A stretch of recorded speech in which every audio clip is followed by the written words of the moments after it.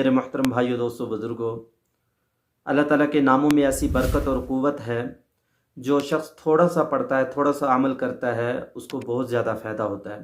اور ایک بہت بڑے عالم حکیم کا آپ کو ایک راز بھی بتاؤں گا، آپ اس کو اینڈ تک اور پورا توجہ سے سنیے اور آخر تک سنیے، انشاءاللہ آپ اس پہ عمل بھی کیجیے اور ساتھیوں کو بھی بتائیے، انشاءاللہ فائدہ ہوگا۔ اللہ تعالیٰ کا یہ جو نام ہے الواجد جل جلالہ، وہ ذات جس کے پاس ہر چیز ہے، جو مفلس نہ ہو، جو کسی کا محتاج نہ ہو، یعنی جس کے پاس ہر چیز کے خزانے ہیں، الواجد جل جلالہ۔ تو اس نام کے اندر اتنی برکت ہے، جو کھانا کھاتے وقت اس کا ورد رکھے گا، اس کو پڑھتا رہے گا، جو غذا کھائے گا وہ دل کو قوت دے گی، دل کے لیے قوت کا باعث بنے گی۔ الواجد الواجد، کھانا بھی کھا رہا ہے، الواجد پڑھ رہا ہے، دنیا کی باتیں کر رہے ہیں، یہ پڑھتے رہیں تو کھانا انشاءاللہ دل کے لیے قوت کا، غذا دل کے لیے قوت کا باعث بنے گی اور نورانیت کا باعث بنے گی انشاءاللہ۔ جب دل کے لیے نورانیت بنے گی تو انشاءاللہ دل کے اندر سے گندگی ختم ہو جائے گی، اللہ کی محبت آئے گی۔ جب اللہ کی محبت آئے گی، انسان عبادت کرے گا، قرآن پڑھے گا، اللہ کو راضی کرے گا، اس کی دنیا آخرت اچھی ہو جائے گی۔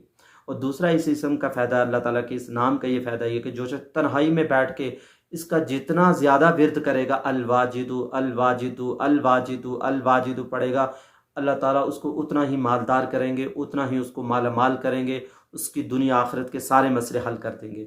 علماء نے لکھا جو شخص تنہائی میں بیٹھ کے اس کا جتنا ورد کرے گا، اللہ تعالیٰ اس کو اتنا ہی مالدار کر دے گا۔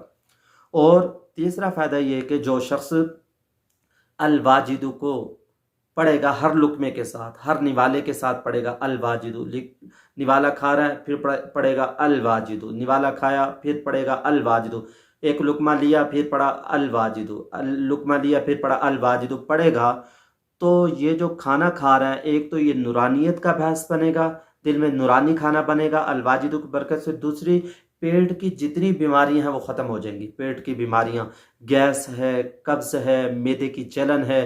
تو میرے محترم بھائیو دوستو بزرگوں، اگر معدہ صحیح کام کر رہا ہے، غذا جو ہے نا اس کی پوری طاقت بنتی ہے۔ اگر معدہ کام نہیں صحیح کر رہا، معدہ صحیح نہیں چل رہا، تو وہ غذا آدھی تھوڑی سی طاقت بنتی ہے، باقی ساری غذا ضائع ہو جاتی ہے، ایسے کہ ایسے نکل جاتی ہے۔ تو انشاءاللہ جب انسان یہ عمل کرے گا، یہ الواجد ہر لقمے کے ساتھ پڑے گا، جو کھانا کھائے گا اس کی پوری طاقت ملے گی، اور مردانہ جو طاقت ہے اس کی بحال ہوگی۔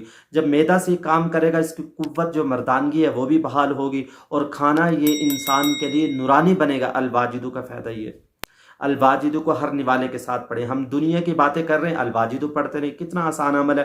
ایک جو تنہائی میں پڑھے گا مالدار بنے گا، جو اس کا ورد رکھے گا کھانا کھاتے وقت، تو یہ دو الگ الگ باتیں، اس بات کو سمجھنے کی ضرورت ہے۔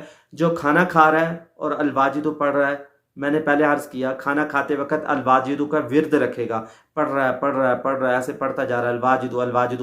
یہ کھانا، یہ غذا دل کو قوت بخشے گی، اس کا دل مضبوط ہوگا، اور دل کی بیماریاں بھی انشاءاللہ ختم ہوں گی، نورانی بنے گا۔ اور جو شخص ہر لقمے کے ساتھ پڑھے گا الواجد، یہ کھانا نورانیت کا باعث بنے گا، اور دوسرا پیٹ کی جتنی بیماریاں یہ دور ہو جائیں گی۔